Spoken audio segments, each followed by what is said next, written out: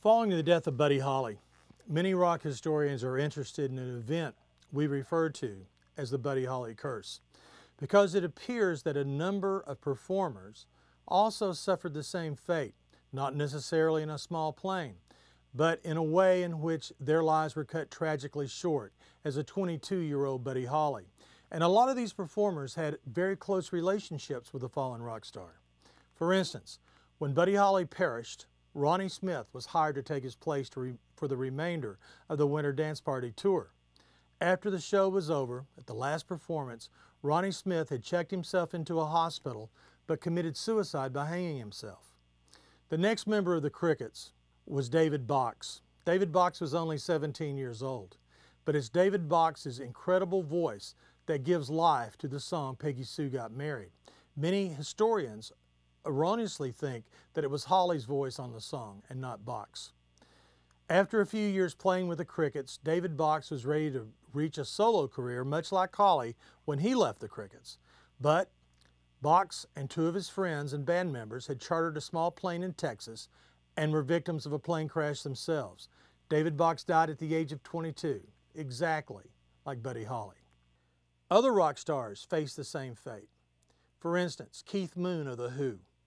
Keith Moon, on September 6th, had gone out with Paul McCartney to watch a theater performance of the Buddy Holly story. When he returned, he had taken some medication to help him with his drinking problem and overdosed on the medication. He died on September 7th, which coincidentally was Buddy Holly's birthday. Another strange fact about Keith Moon's death is he died in a Mayfair flat that he had taken from Harry Nilsson. What makes it odd, 3 to 4 years before that date, Mama Cass Elliot had died in the same room. So sometimes rock and roll curses follow the room as well as the individual. Also, more recently, Tupac Shakur was shot on September 7th, which happens to be Buddy Holly's birthday. Two other great rock icons had tragic events associated with Holly. Ricky Nelson had performed in Alabama on New Year's Eve, and his closing song was Buddy Holly's Rave On. He had purchased a plane from Jerry Lee Lewis. The story goes that Jerry Lee was convinced he would die in a plane crash, so he sold the plane to Ricky Nelson. Well, Ricky Nelson died in the plane crash, purchased from Jerry Lee Lewis. And one of the other performers, Del Shannon, who did the song Runaway, who was blown off the charts by the British invasion, was making a comeback. Perhaps you've heard Tom Petty's song Running Down a Dream, where he says, "Me and Del were singing Little Runaway." It seems like Del was getting back into his career, but he performed with the Crickets on the 30th anniversary of the Buddy Holly crash.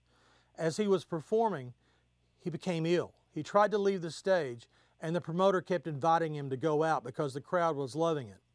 Well, he performed, but on February 9th, a few days after the event, he commits suicide, and Del Shannon is dead. In LA, Phil Spector, who's the subject of an interesting trial now, a terrible event occurred in his home.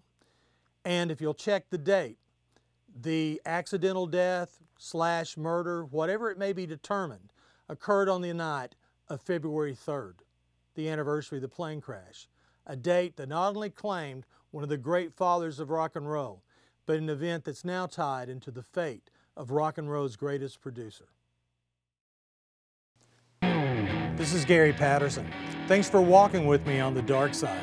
You know, you may think some of these stories are fact and some are fiction, but one thing for certain, you'll never listen to your music exactly the same way again.